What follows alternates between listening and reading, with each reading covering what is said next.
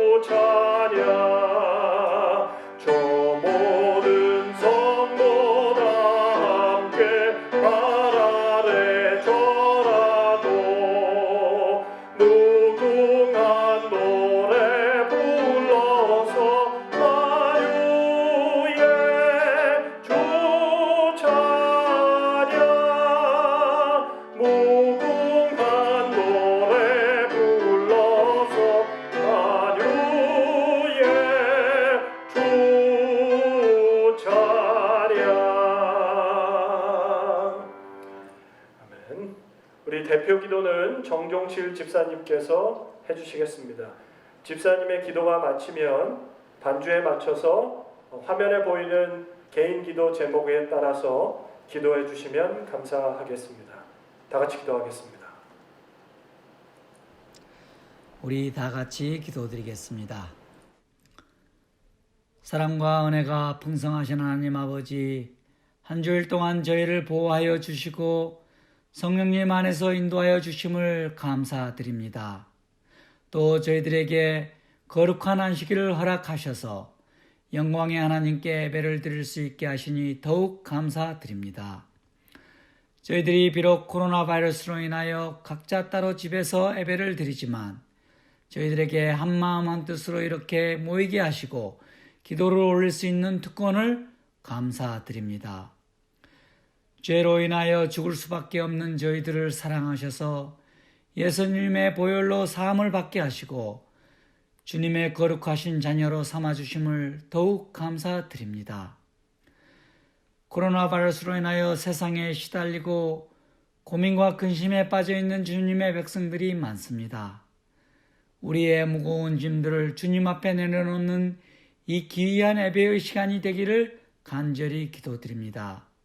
하나님 아버지, 현재 우리 사회가 이렇게 힘들고 어려울 때 사랑으로 우리 교회가 온전히 하나님의 영광을 드러내는 교회가 되게 하시고 이 세상의 빛과 소금의 역할을 다 감당할 수 있게 인도하여 주시옵소서. 오늘도 예비하신 주님의 복된 말씀을 들고 단위에 서시는 김민태 목사님을 기억하시고 선포하시는 말씀을 통하여 저희 모두에게 은혜가 넘치게 하여 주시옵고 하나님의 신령한 비밀을 깨달아 알므로 우리 모두가 변화되게 도와주시옵소서. 오늘 저희가 드리는 이 예배가 온 마음과 뜻과 힘을 다하여 드리는 예배가 되게 하여 주시옵고 성령님의 인도하심에 참된 예배자로 하나님 앞에 서게 하여 주시옵소서. 미처 구하지 못한 것도 주님께서 아시오니 채워주실 줄 믿사오며 거룩하신 주 예수 그리스도의 이름으로 간절히 기도드렸습니다. 아멘.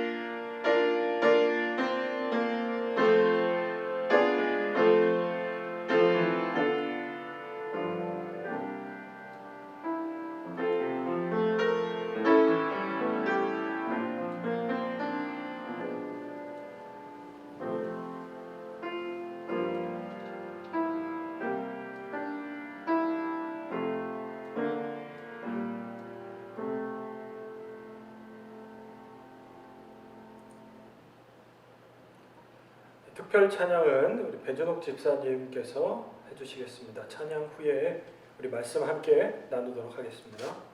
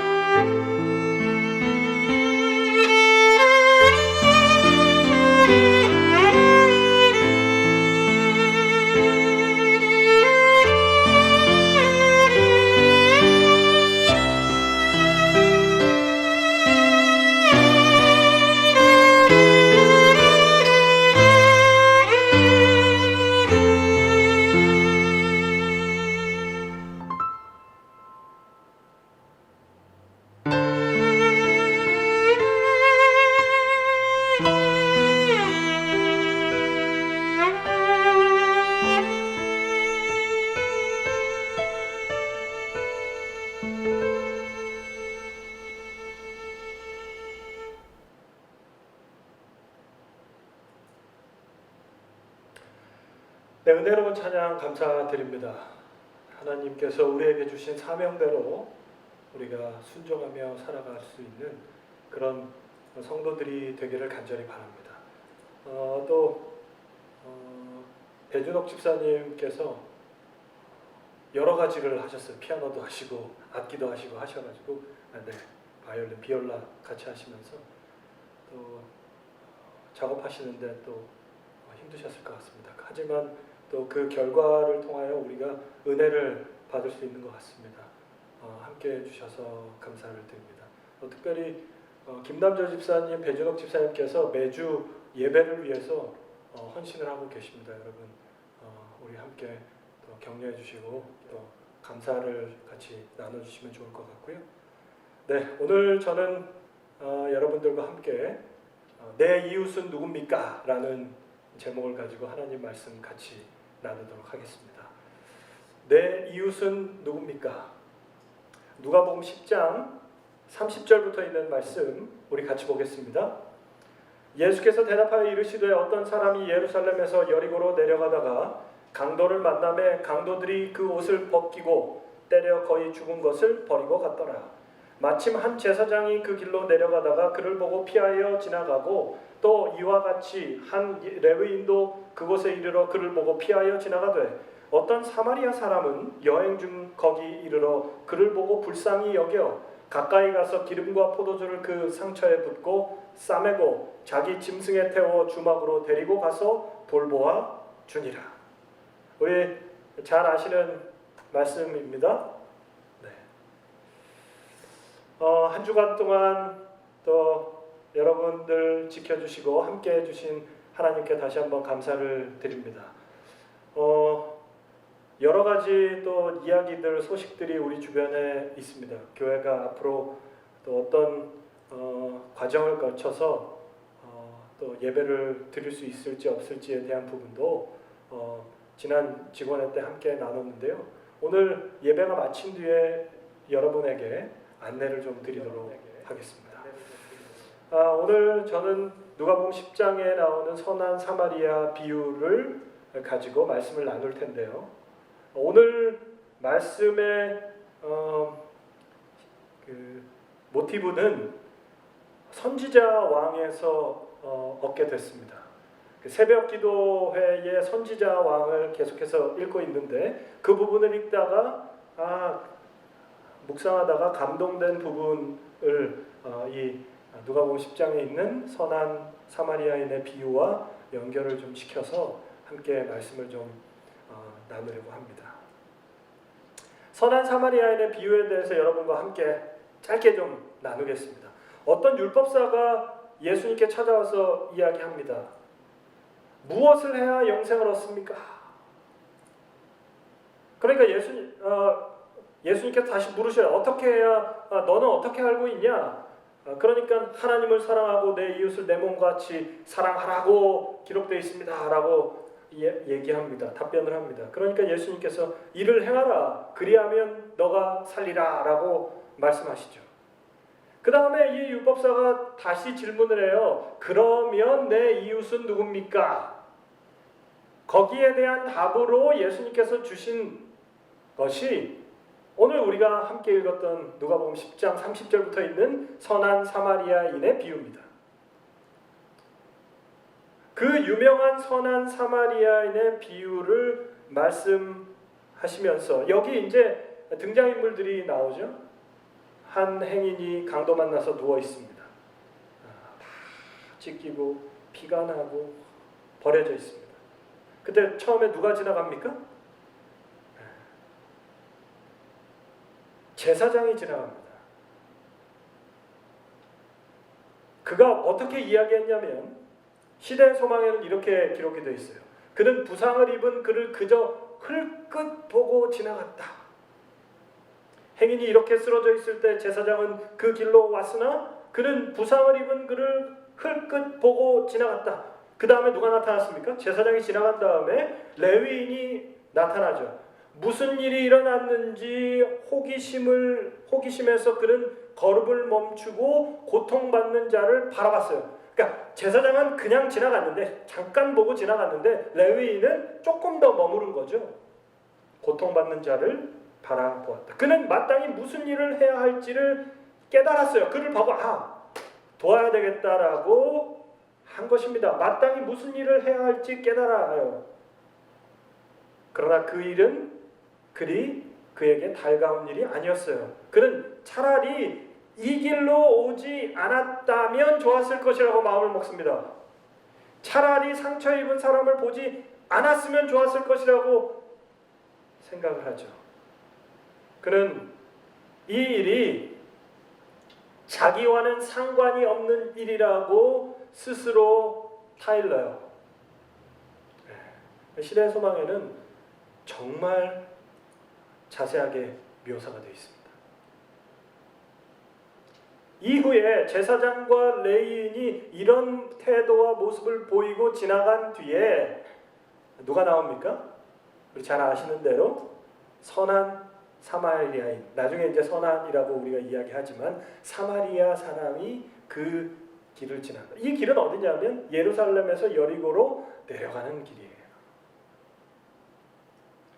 이 사마리아인은 어떻게 이 사람에 대해서 반응을 보였는가? 시대의 소망은 이렇게 이야기합니다. 그를 보자 동정심이 생겼다. 또요, 유대인이든 이방인이든 그는 문제시하지 않았다.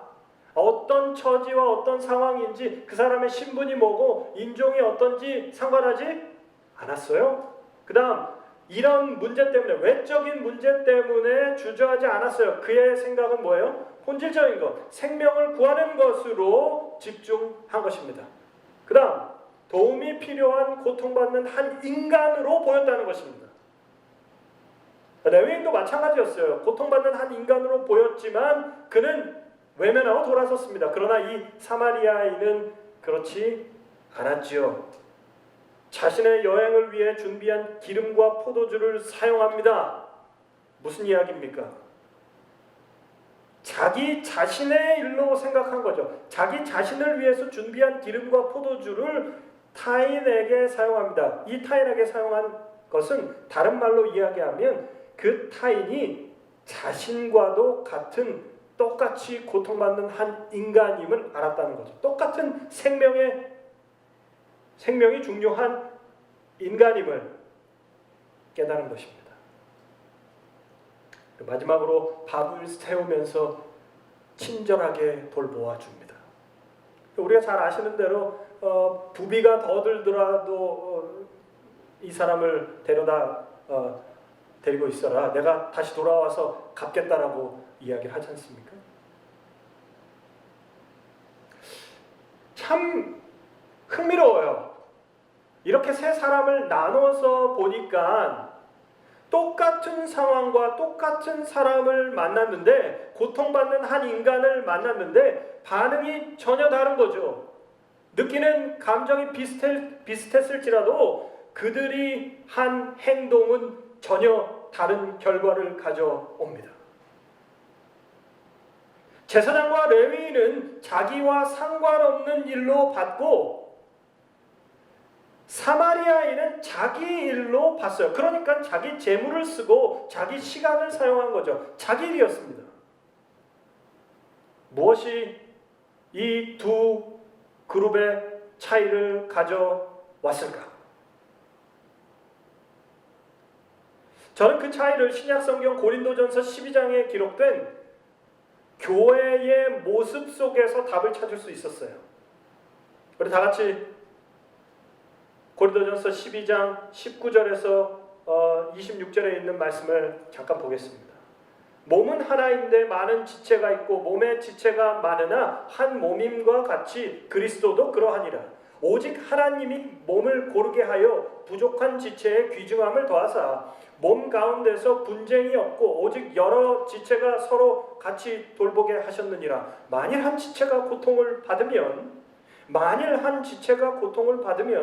모든 지체가 함께 고통을 받고 한 지체가 영광을 얻으면 모든 지체가 함께 즐거워하느니라. 여기 고린도전서 12장에는 교회란 무엇인가에 대해서 이야기해요. 19절에 우리가 같이 본 말씀, 교회는 한 몸이라고 이야기합니다. 그리고 26절에 만일 한 지체가 고통을 받으면 모든 지체가 함께 고통을 받고, 다시 얘기하면 몸과 고통을 이어서 이야기해요. 교회는 몸인데 그 몸에 고통이 있을 때 어떻게 해야 되는지에 대해서 기록하고 있습니다. 이 몸과 고통의 관계 속에서 우리는 고통이 가져다 주는 새로운 깨달음을 얻을 수 있습니다. 여러분 다 아시는 거예요. 그러나 선한 사마리아인의 비유와 연결이 돼서 보니까 왜 그 두 그룹이 그런 태도의 차이를, 반응의 차이를 보였는지를 이 말씀 속에서 깨달을 수가 있게 됩니다. 고통이 주는 깨달음을 우리가 함께 보고, 그리고 선한 사마리아인의 비유에 나타난 이웃을 바라보는 관점의 차이가 왜 일어났는지에 대해서 정리해 보도록 하겠습니다. 고통이 주는 깨달음, 오늘 세 가지를 같이 나눌 건데요. 첫 번째는요, 고통을 통해 한 몸임을 깨닫게 됩니다. 우리는 고통과 아픔을 통해서 한 몸이라는 걸 깨달아요. 고린도전서 12장 26절, 만일 한 지체가 고통을 받으면 모든 지체가 함께 고통을 받고, 한 지체가 고통을 받으면 온 몸이 다 아프다는 거죠. 다시 얘기하면 고통을 통해 한 몸이라는 걸 깨닫게 된다는 거죠. 재림교회 성경주석은 이렇게 이야기합니다. 이 부분에 대해서 몸의 한 지체가 상처가 나면 상처난 지체와 몸의 다른 부분과의 선천적인 생명의 연결 때문에 온 몸은 고통을 받게 된다. 왜 고통을 받게 돼요? 지체, 손가락 끝이 다쳤는데 모든 몸이 다 아픈 이유는 선천적인 생명의 연결 때문에 고통을 받게 된다는 거예요. 선천적인 생명의 연결. 고통받는 곳이 내 몸과 연결이 돼 있는 것입니다. 여러분, 이거는요, 제가 굳이 주석 얘기 안 해도, 성경으로 얘기 안 해도 다 알고 있는 상식이에요. 고통받으면 아주 작은 가시가 내 손에 찔려도 온 몸이 다 힘들어요. 고통받으면. 그렇습니다.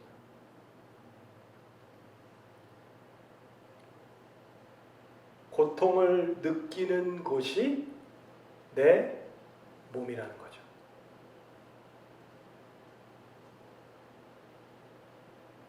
이 고통을 통해 한 몸임을 깨닫는 이 첫 번째 깨달음을 뒤로 하고, 두 번째 깨달음입니다. 고통을 통해 내 몸의 영역을 깨닫게 됩니다. 똑같은 얘기 같은데요. 고통이 주는 두 번째 깨달음은 무엇이냐면, 고통을 받으면 나는 내 몸이 어디까지인지를 깨닫게 되는 거예요. 이거 말장난 같은데요, 굉장히 의미가 있다고 생각을 합니다. 고통받는 곳이 내 몸이죠. 발가락 끝에 물집이 잡혔어요. 거기까지가 내 몸입니다. 고통을 통해 우리는 내 몸의 영역이 어디까지인지를 깨닫게 됩니다. 육체적인 영역뿐만 아닙니다. 우리의 아버지가 아프면 내 마음이 아파요. 너무 힘들어요. 그럼 뭐예요? 한 몸이라는 거죠. 가족이라고 얘기하는 거죠. 어머니가 아파요. 내 마음이 아픕니다. 너무 힘들어요. 그러면 뭐예요? 한 가족이죠. 자녀를 낳고 키우다 보니까 자녀가 아프니까 너무 마음이 아프더라고요. 너무 마음이 아파요. 차라리 제가 대신 아프면 좋겠어요 라고 이야기하는 부모님들 제가 많이 만나봤습니다. 방문해서 만나면 그 고통받고 있는 아이들을 보면서 차라리 내가 아팠으면 좋겠다라고 이야기하는 부모님들이 얼마나 많은지 몰라요. 왜요? 생명의 연결이 있기 때문에 그래요. 동생이 아프면, 언니가 아프면, 오빠가 아프면, 형이 아프면 내가 아프다. 그럼 뭐예요? 연결된 가족입니다. 여러분, 육신적인 영역을 뛰어넘는 거예요. 고통을 통해서 우리는 내 몸의 영역이 어디까지인지를 깨닫게 되는 거죠. 이걸 교회에도 적용을 할 수 있습니다. 교회에 적용하기 전에 또 다른 예를 한번 하죠. 우리 그 속담에 사촌이 땅을 사면 뭐예요? 배가 아파요. 배가 아파요. 옆집, 이웃, 친구, 라이벌로 생각하는 사람이 잘 되면 배가 아파요. 그 사람은 내 육체적인 영역을 뛰어넘어 공동체적인 한 가족, 내 몸의 영역이 아닙니다. 그 사람이 아프면 내가 아플 필요 없어요. 왠지 마음에 같이 고통을 당하고 아프지 않습니다. 그러면 무슨 얘기예요? 그 사람은 나와 가족이 아닌 거죠. 내 몸의 정서적인, 감정적인 몸의 일부가 아니라는 것입니다. 교회도 마찬가지입니다. 어디까지가 내 지체인가? 아픔을 함께 느끼는 사람까지가 우리의 지체입니다. 다시 얘기하면 고통을 통해서 우리 교회의 영역이 정해진다는 거죠. 어디까지가 우리 교회인가? 아픔을 느끼는 데까지가 우리의 교회의 영역입니다. 교회 증언 7권 292페이지에는 이렇게 기록하고 있어요. 화면을 보시면 예컨대 어떤 사람이 가난으로 고통받는다면 그의 물질적인 필요를 채워줌으로써 그 고통을 경감해 주는 것이 교회의 의무이다. 어떤 사람이 믿음 때문에 핍박을 받는다면 전체 신자 모임은 그의 시련을 함께 나누고 그들이 할 수 있는 지원을 하기 위해 그의 주변에 모여야 한다. 제가 지난주에 어떤 영상을 봤냐면 나는 재림교인입니다 라는 영상을 봤어요. 그 재림방송에서 만든 다큐멘터리인데 안식일 성수를 위해서 안식일에 시험이 있는 그 의학대학에서 안식일 시험이 있는 걸 해결하기 위해서 투쟁했던 한지만 군에 대한 다큐멘터리를 만들었는데 그 한 학생의 안식일 준수를 위해서 얼마나 많은 사람들이 도왔는지 몰라요. 거기 나와요. 강기훈 의사가 자기가 대학 시절에 힘들고 어렵게 그렇게 공부했던 것 그리고 다른 후배들이 똑같은 길을 걸을 것 같아서 세계 여러 곳의 판례와 사항들, 있었던 일들, 상황들을 다 수집을 했어요. 그리고 한 의사는, 조현정 의사는 자기가 학교에서 그렇게 투쟁하면서 지켰던 안식일날 시험 본 걸 학교에서 배려해줘가지고 했던 그것을 학교에다 요청해가지고 공문으로 이렇게 받았습니다. 변호사 그리고 함께 기도하는 세계에 흩어져 있는 재림 성도들 그런 기록들이 거기 다 있어요. 그래서 함께 협력해서 그 일이 어떻게 결과로 이루어졌는지를 다큐멘터리를 보는데 와 눈물이 나오더라고요. 저는.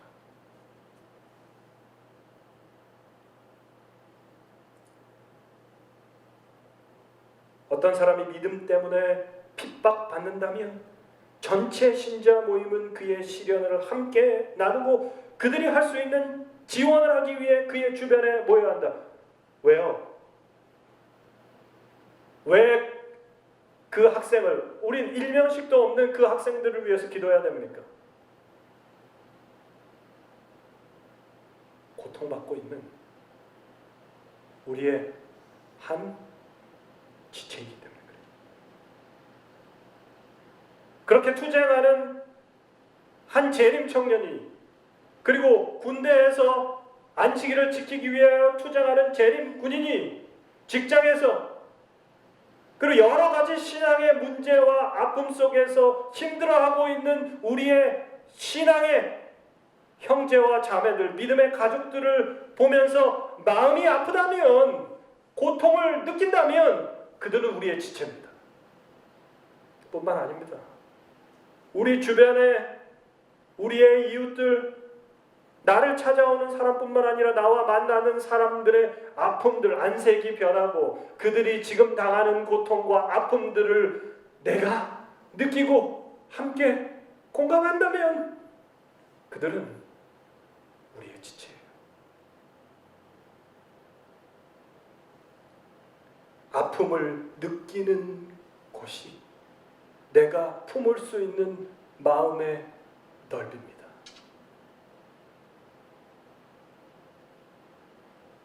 그냥 우리 가족들만 생각하고 그 다음에 그 가족들의 아픔만을 공유하고 그렇게 산다면 우리의 신앙의 범위는 거기뿐일 것입니다.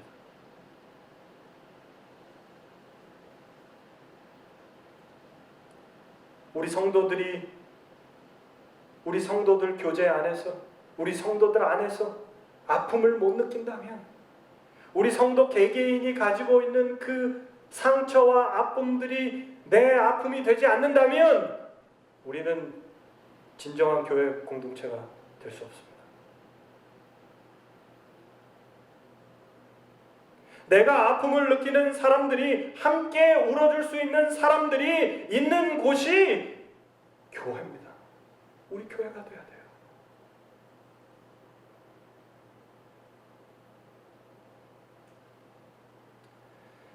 아까 말씀 서두에 제가 오늘 이 말씀에 대한 모티브를 선지자 왕 예레미야를 읽으면서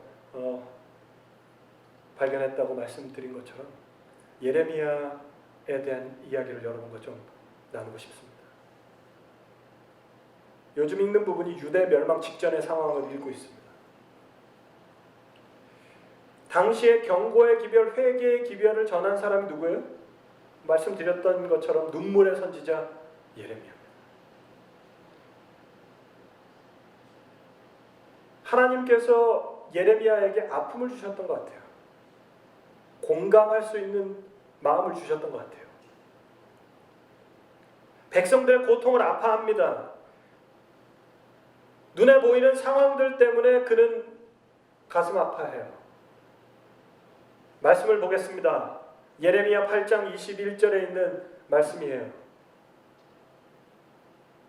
딸, 내 백성이 상하였으므로 나도 상하여 슬퍼하며 놀라움에 잡혔습니다. 어찌하면 내 머리는 물이 되고 내 눈은 눈물의 근원이 되고 죽임을 당한 딸, 내 백성을 위하여 주야로 울리로다.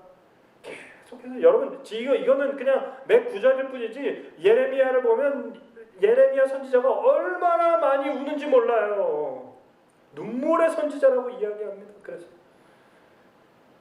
무슨 얘기입니까? 이스라엘이 당하는 아픔이 내 아픔이고, 이스라엘이 당하는 아픔이 내 딸이 당하는 아픔과 같다는 거예요. 여러분, 언제 울어요 우리가? 언제 웁니까? 아플 때 울죠. 아플 때 고통받죠. 육체적인 아픔뿐만 아니라 우리의 가족들이, 우리의 사랑하는 사람들이 문제가 생기면 우리가 슬퍼하지 않습니까? 배도하는 이스라엘 백성들을 보면서 예레미야는 자기 딸처럼 보면서 울었다는 거예요. 예레미야는 계속 옵니다. 모든 것이 다 아픔이에요. 백성들을 보면 마음이 아픈 거예요. 70년의 포로 생활이 보이니 마음이 아픈 거고, 시드기야 왕이 두 눈이 뽑히고 쇠사슬에 묶여서 포로로 짐승처럼 질질 끌려가는 모습을 보면서 마음이 아픈 거예요. 내 아들과 딸처럼 아픈 거예요. 내 가족처럼 아픈 것입니다. 예레미야의 고통을 통해서 우리는 그의 영역을 알게 되는 거죠. 예레미야에게 이스라엘은 자기 몸과 같았습니다. 이스라엘 한 사람이 고통받을 때 예레미야의 마음이 같이 아팠다는 거죠. 눈물을 흘렸다는 거죠.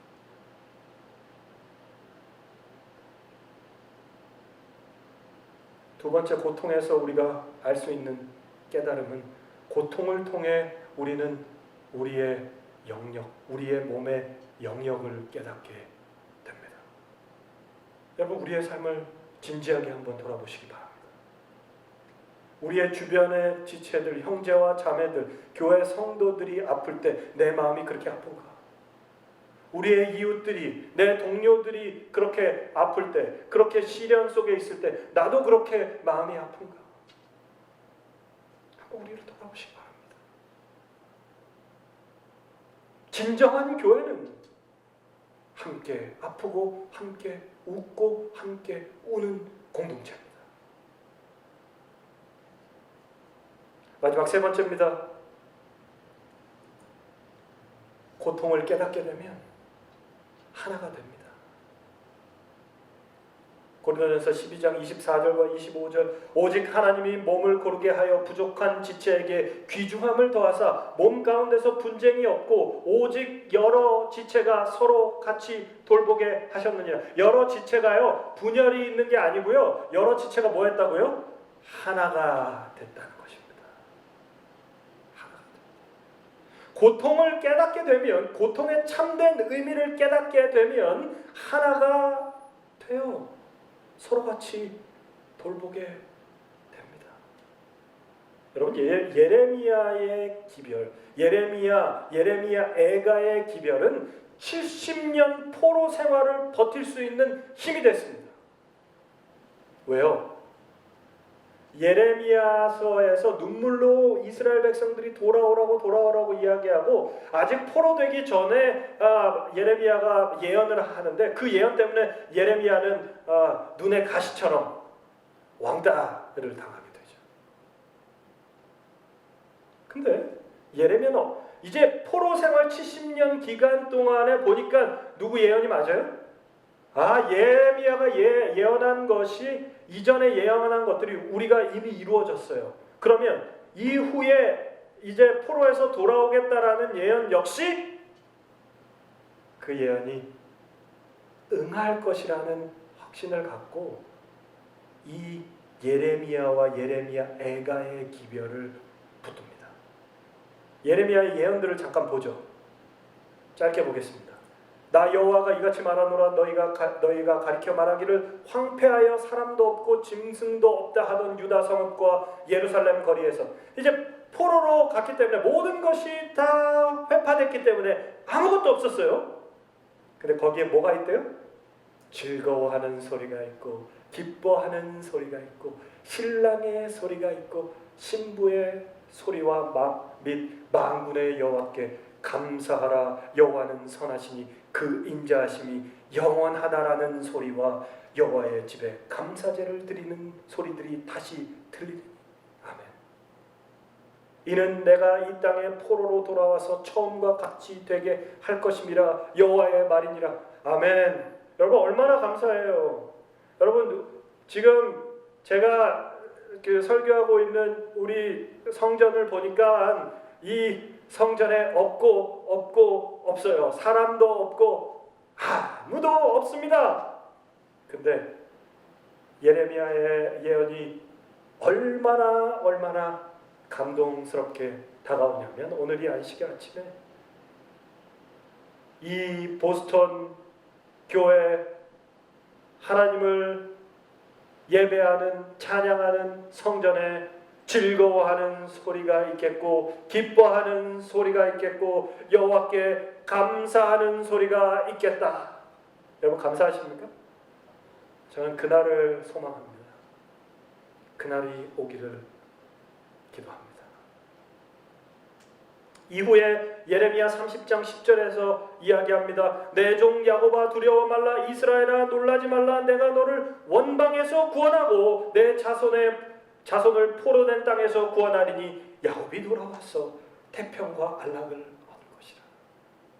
너를 두렵게 할 자가 없으리라. 나 여호와가 말하노라. 내가 너와 함께하여 너를 구원할 것이라. 아멘. 여러분 저를 한번 따라해 주시죠. 내가 너와 함께하여 너를 구원할 것이다. 아멘. 내가 너를 치료하여 내 상처를 낫게 할 것이다. 이게 예레미야의 예언이에요. 이 예언을 이스라엘 백성들이 70년 동안 붙들고 있었다는 것입니다. 여러분 우리도 이 예언을 붙들고 하나님께 기도하기를 바랍니다. 이 교회에서 같이 만나는 것뿐만 아니라 저 하늘 본향 예수님께서 이 땅에 내려오시는 그날 우리가 이 말씀을 붙들고 기도하시길 간절히 바랍니다. 내가 너와 함께하여 너를 구원할 것이라. 내 상처를 낫게 하여 내 상처를 낫게 하여. 여러분 얼마나 희망이 되는 말씀입니까? 여러분 이스라엘 백성들이 예레미야의 말씀을 붙들고 있었던 것처럼 오늘 마지막 때를 살아가는 재림을 소망하며 살아가는 우리도 역시 이 약속의 말씀을 붙들며 승리하시길 간절히 바랍니다. 31절 예레미야 31장 1절 너희는 야곱을 위하여 기뻐 노래하며 만국의 머리 된 자를 위하여 외쳐 전파하며 찬양하며 이르기를 여호와여 주의 백성 이스라엘 남은 자를 구원하소서 하라. 보라 내가 그들을 북편 땅에서 인도하며 땅 끝에서부터 모으리니 소경과 철뚝바리와 함께하여 울며 올 것이며 그들이 간구할 때에 내가 그들로 넘어지지 아니하고 하숫가의 바른 길로 행하게 하리라. 나는 이스라엘의 아비요 에브라임은 나의 장자니라. 하나님은 어떻게 하신대요? 상처를 회복시키신대요. 소경과 절룩바리처럼 우리의 문제들, 해결되지 않은 문제들이 하나님 앞에서 해결된다는 것입니다. 더 이상 눈물이 없고요, 고통이 없고요, 애통하는 것이 없고요.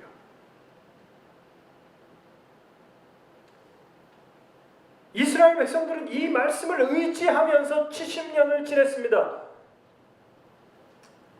그럴 때 어떤 일이 있습니까? 에스겔 1장 1절 바사왕 고레스 원년의 여호와께서 예레미야의 입으로 하신 말씀을 응하게 하시려고. 아멘.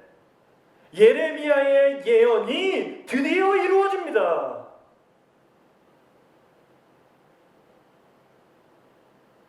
예레미야의 예언이 이루어져요. 그럴 때 이스라엘 백성들이 귀환하기 시작합니다. 예레미야의 아픔, 예레미야의 눈물이 먼저 있었습니다. 그는 자신의 영적인, 정서적인 고통의 범위, 자기의 지체가 어딘지를 하나님 앞에 기도하면서 묵상했어요. 이스라엘 백성이 그의 한 지체였습니다. 그리고 그들의 삶을 보면서 눈물을 흘렸다는 거죠. 수금을 걸어놓고 울었어요. 바벨론 강가에서 그들은 또 울어옵니다. 예레미야의 심정이에요. 그 예레미야의 눈물이 이스라엘 백성들에게 전이 되는 거죠. 왜요? 말씀을 붙들고 있었기 때문에요. 고통을 깨닫게 되면 그들은 하나됨을 느낄 수 있습니다. 함께 그 고통이 느껴지기 시작하면, 공감이 되면 그 고통 때문으로 그들은 하나가 됩니다. 이전에도 이 교회에 어려운 일이 있을 때마다 이 교회는 합심하여 기도하고 하나님께 무릎 꿇었던 교회임을 제가 들었습니다. 여러분, 아픔 속에서 약속의 말씀을 믿고 붙든다면 이 교회는 하나가 될 수 있습니다. 그 역사를 여러분들은 체험하셨을 거예요.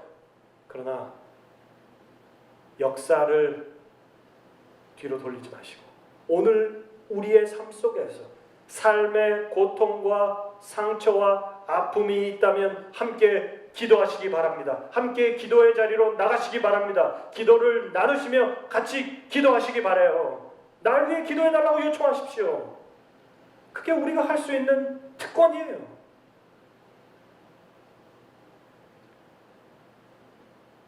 아픔 속에서 약속의 말씀을 붙들고 기도한다면 이 교회는 하나님 안에서 하나가 될 수 있습니다. 왜냐하면 우리는 한 몸이기 때문에 그렇습니다. 전염병의 시기입니다. 아픔을 다 같이 느낀다면 우리는 하나가 될 수 있어요. 성도들의 아픔과 고통이 무엇인지를 같이 나누고 공감해 주시길 바랍니다. 그래야 우리는 하나된 믿음의 공동체가 되는 것입니다. 전염병이 우리의 재앙이 아니라 하나님의 경고를 깨닫지 못하는 것이 재앙이고 우리의 지체들의 아픔을 깨닫지 못하는 게 재앙이에요. 이 재앙의 시대, 전염병의 시기에 나만 생각하고 우리 가족들만 생각하는 것이 재앙이라는 것입니다. 아닙니다. 하나님은 우리를 그렇게 창조하지 않으셨어요.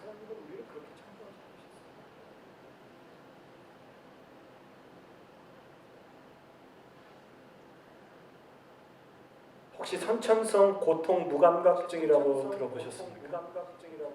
예. 화면에 캡처를 좀 해놨는데요. 이 선천적 고통 무감각증은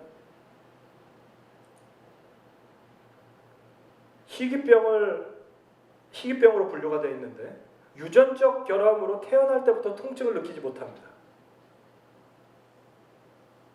2015년에 교육방송 EBS에서 다큐멘터리를 했는데 이 중간에 보이는 그 장면을 하나 캡처한 거예요. 제가 아버지는 문제가 없는데 지금 보이는 딸 둘과 아들 한 명, 3남매가 전부 이 희귀병을 앓고 있어요. 그래서 이 병원에 가서 이제 하는데 셋 다 전부 깁스를 하고 있습니다. 자기가 걸려 넘어져서 발목이 뒤틀리건 부러지건 손톱이 빠지건 뭐 해도 고통을 못 느껴요. 그래서 제가 제일 이렇게 순화된 장면들을 봤는데 그 다큐멘터리를 보면은 한 소녀의 손톱이 남아있지 않습니다. 손마디가 맨 끝에 있는 마디가 다 닳아있어요. 왜요? 어디에 부딪히거나 이렇게 부러져도 고통을 느낄 수가 없대요. 여러분, 통증이 없으면 행복할 것 같습니까? 이 병을 갖고 태어난 아이들 중 절반 이상은 3살 이전에 사망한대요. 고열로 사망해요. 고열. 근데 못 느껴요. 울지 않아요. 이 다큐멘터리를 보면 이 아버지가 첫째 아이가 이상하다는 걸 언제 아냐면 아이에게 접종을 하러 갔는데 주사바늘을 넣는데 주사바늘을 넣어도 아이가 울지 않더래요. 몇 번 가서 했는데도 아이가 전혀 이렇게 고통을 못 느끼는 것 같아가지고 검사를 해보니까 그렇더래요.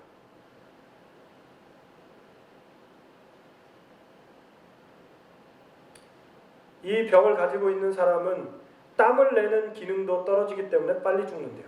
또 살아남다 할지라도 어려서부터 크고 작은 상처를 달고 삽니다. 문틈에 손이 끼거나 음식 먹다가 혀를 깨무는 일이 다반사회래요. 고통이 없으니 상처가 나도 위험한지 모릅니다. 특히 이 질병을 앓는 환자가 25살 이후까지 사는 경우는 극히 드물답니다.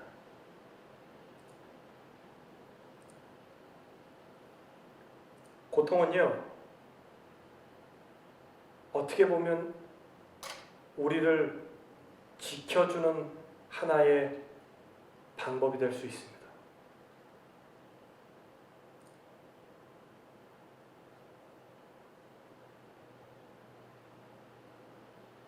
혹시 우리가 고통에 무감각하고 살아가지 않는지 다시 한번 돌아보시기 바랍니다.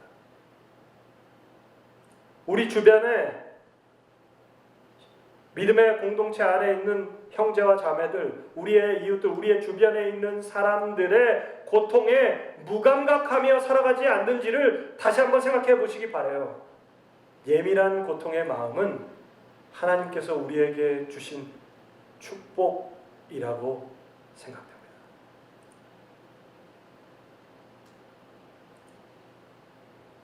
선한 사마리아인의 비유로 다시 돌아갑니다.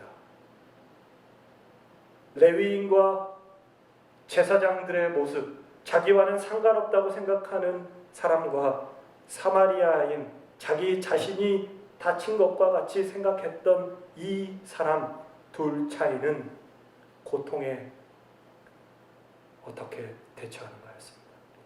내가 만났던, 내가 마음에 느꼈던, 내가 느꼈던 그 고통을 내 거라고 생각하고 반응한 사람인가, 아니면 이 고통이 나와는 상관없다고 생각하며 산 사람인가? 여러분, 우리의 삶을 한번 돌아보시기 바랍니다. 이 선한 사마리아인은 죽어가는, 피 흘리며 쓰러져 있는 강도 만난 사람의 고통이 나의 고통이라고 생각이 됐습니다. 고린도전서 12장의 말씀을 비추어 보면 누워있는, 피 흘리며 쓰러져 있는 그 사람이 뭐예요? 내 몸이라는 거죠. 내 지체라는 겁니다. 그랬기 때문에, 그렇게 고통을 느꼈기 때문에 이 사람은 자기의 재물과 시간을 들여서 그 사람을 끝까지 도와줄 수 있었던 것입니다. 시대의 소망 503페이지에는 이렇게 이야기합니다. 우리의 이웃은 우리의 도움을 필요로 하는 모든 사람이다. 적에게 상처받아 죽게 된 영혼은 누구나 우리의 이웃이다. 하나님의 소유인 모든 사람은 우리의 이웃이다.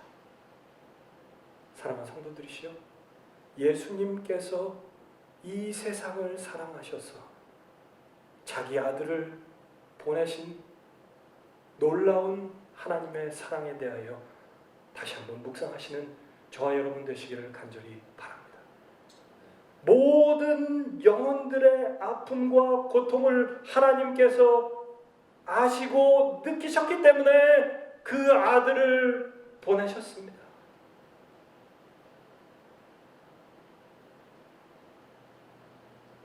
한 명만 있더라도, 이 세상에 한 명만 있더라도, 한 영혼만 있더라도 예수 그리스도께서 오셨을 것이라는 말씀과 같이 한 명 한 명 개개인의 그 고통과 아픔을 하나님이 느끼고 계십니다. 그 말은 나의 모든 고통과 아픔 하나님께서 알고 계시다는 거예요. 나는 하나님의 지체라는 거예요. 여러분, 얼마나 감사하십니까? 그러나 이것으로 끝나지 않습니다. 하나님께서는 우리에게 명령하세요. 내가 사랑한 것처럼 너희도 서로 사랑해라. 우리의 주변에 우리가 만나고 우리가 함께하는, 먼저는 우리의 가족들, 우리의 교회의 형제 자매들, 우리의 직장에서, 우리의 이웃에서 만나는 모든 사람들에게, 우리와 관계된 사람들, 그들의 아픔과 그들의 필요와 그들의 상처가 나의 아픔과 상처가 되도록 하나님 앞에 기도하시는 저와 여러분 되시기를 간절히 바랍니다. 그것이 오늘날을 살아가는 선한 사마리아인이고, 누가 내 이웃인지를 깨달으며 살아가는 하나님의 자녀들이 될 것이라고 확신합니다. 어제 오후에 설교 준비를 하고 있는데 갑자기 저희 집에 저희 집 거리가 그렇게 차들이 많이 다니는 거리가 아닌데 갑자기 막 빵빵빵 하는 소리와 함께 막 경적 소리부터 시작해가지고 사람들 나와가지고 막 얼마나 시끄러운 소리가 들렸는지 몰라요. 그래서 저도 이렇게 창문을 보니까 밖에 그냥 난리가 났습니다. 한번 어떤 일이 났는지 한번 보시죠.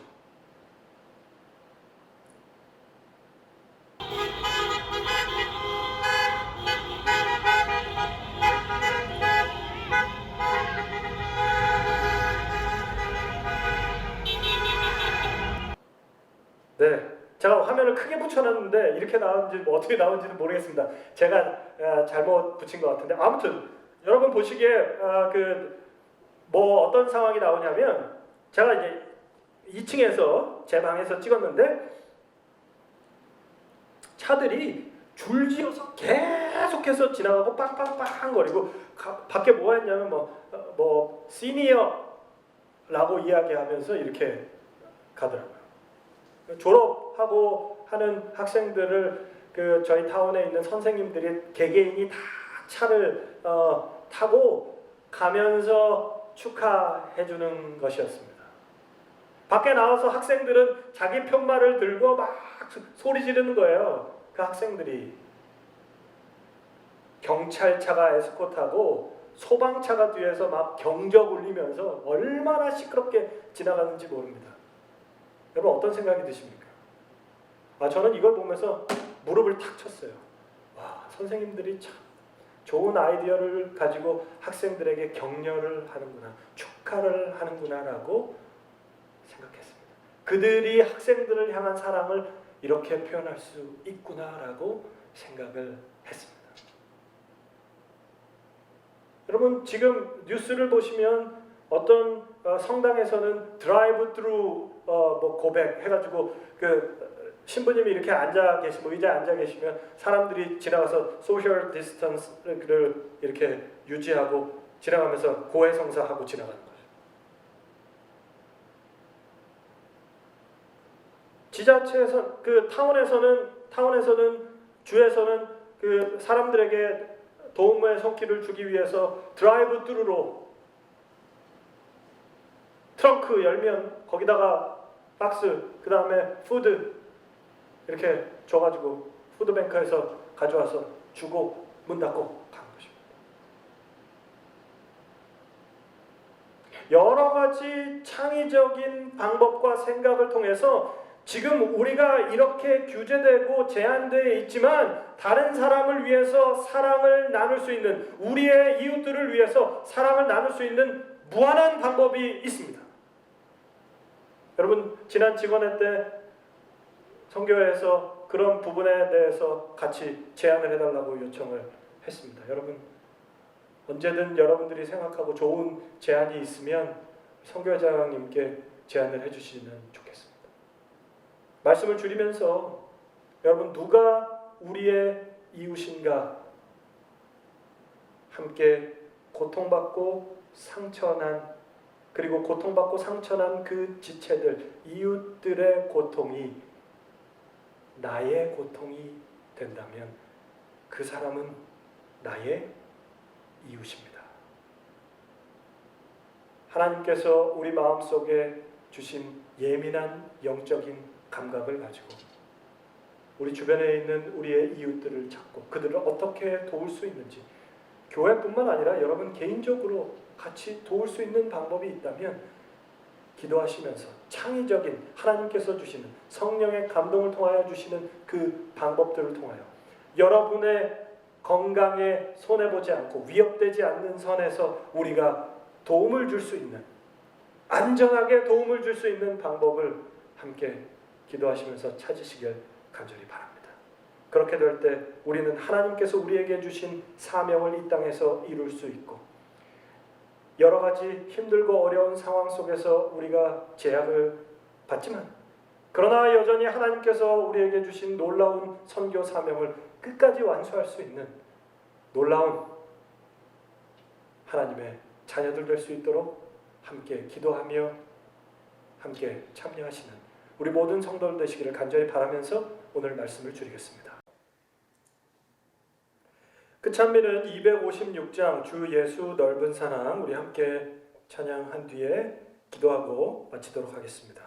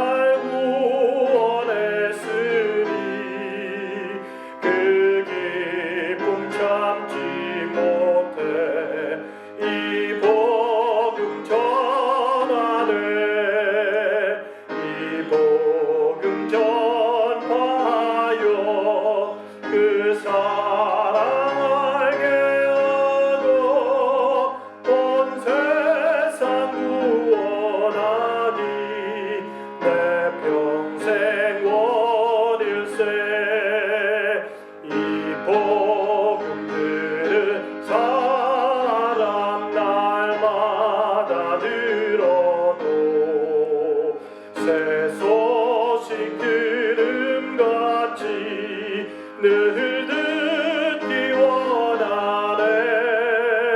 저 천국 영광 중에 새 찬송할 때도 그 기쁜 찬송 제목 이 노래뿐일세.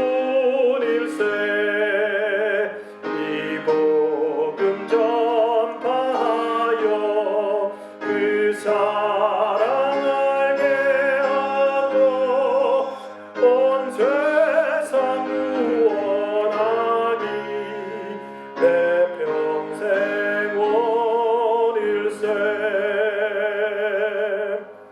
아멘. 자비로우신 아버지 하나님, 오늘 말씀을 통하여 우리의 지체들, 우리의 이웃에 대해 돌아보게 하여 주셔서 감사합니다. 이 어려운 시간이 우리에게 번민, 두려움, 불안의 시간이 계속해서 반복이 되지만 하나님의 인도하심과 보호하심의 언약을 믿고 믿음으로 살게 하여 주시옵소서. 예민한 마음을 주셔서 내 이웃을 보고 내 성도들을 보면서 그들의 아픔이 내 아픔이 되게 하여 주시고, 지금까지 우리 교회가 우리 자신만을 위한 신앙이었다면, 나의 신앙의 삶이 나만을 위한 삶이었다면 하나님 용서하여 주시고, 내 이웃을 돌아보며 살아가는 참된 선한 사마리아인들 될 수 있도록 아버지 인도하여 주시옵소서. 우리의 삶에 주시는 고통을 통하여 하나님 바라보게 하여 주시고, 믿음의 공동체 안에서 그 고통을 함께 나누며 믿음으로 성숙하는 우리 모두가 되게 하나님 축복하여 주시옵소서. 하나님, 비록 우리가 떨어져 있지만 어디에 있든지 있는 곳에서 서로를 위해 기도하며 하나님의 축복에 감사하는 형제와 자매, 지체들이 될 수 있도록 하나님 축복하여 주시옵소서. 아버지 하나님, 있는 곳에서 하나님께 헌금을 드린 손 위에 하나님 축복해 주시고, 그들의 헌신으로 하나님 나라가 확장될 수 있도록 하나님 역사하여 주시옵소서. 이제는 우리 하나님의 크신 사랑과 예수 그리스도의 십자가에 놀라우신 은혜와 성령 하나님의 감화 감동 교통하심이 함께 머리 숙인 모든 성도들 위해 이제로부터 영원히 함께 하시고 축복하여 주시옵기를 사랑 많으신 예수 그리스도 이름으로 간절히 축원하옵나이다. 아멘. 우리 묵상 기도로 안식일 예배를 마치겠습니다.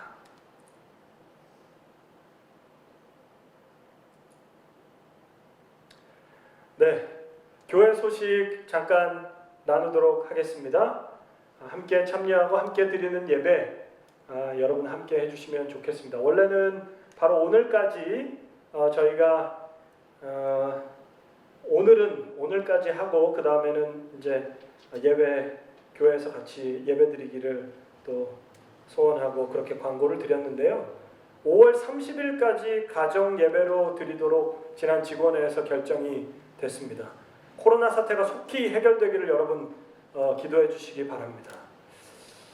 함께 참여하는 안식일학교 오늘 우리가 함께 그 줌으로 참여했지만 다음 주도 여러분 같이 참여하실 거고요. 기도로 참여하시는 분이든 찬양으로 참여하시는 분이든 언제든 자원해서 말씀해 주시면 같이 참여하실 수 있도록 도움을 드리도록 하겠습니다. 새벽 기도회 화요일 그 다음에 소그룹 기도회 진행이 되고요. 또 특별히 각 부서에서 돕는 분들 계십니다. 아까도 말씀드린 것처럼 방송과 어린이 안식일 학교를 위해서 돕는 분들 계십니다. 여러분 위해서 기도해 주시길 바라겠습니다. 마지막으로 헌금 안내 드리겠습니다. 항상 여러분 광고 드려서 아시는 것처럼 교회로 우편 발송해 주시거나 재무 강윤정 집사님께 발송해 주시고 또 어드벤티스트 기빙 통해서 해주시면 되겠습니다. 혹시 이 내용을 잘 모르시면 교회 그 유튜브 홈페이지에 들어가시면 유튜브 페이지에 들어가시면 어떻게 헌금을 드리실 수 있을지에 대해서 영상으로 안내가 되어 있습니다. 참조해 주시면 되겠습니다. 마지막으로 예배 안내입니다. 다음 주 10시에 안식일 학교 안식일 예배 11시 그리고 화요 기도회 있습니다. 여러분 함께 참여하셔서 우리 함께 하나님께 예배드리시고 하나된 마음으로 또 우리의 신앙을 끝까지 하나님 앞에 드리게 되기를 간절히 바랍니다. 행복한 안식일 되시기 바랍니다. 감사합니다.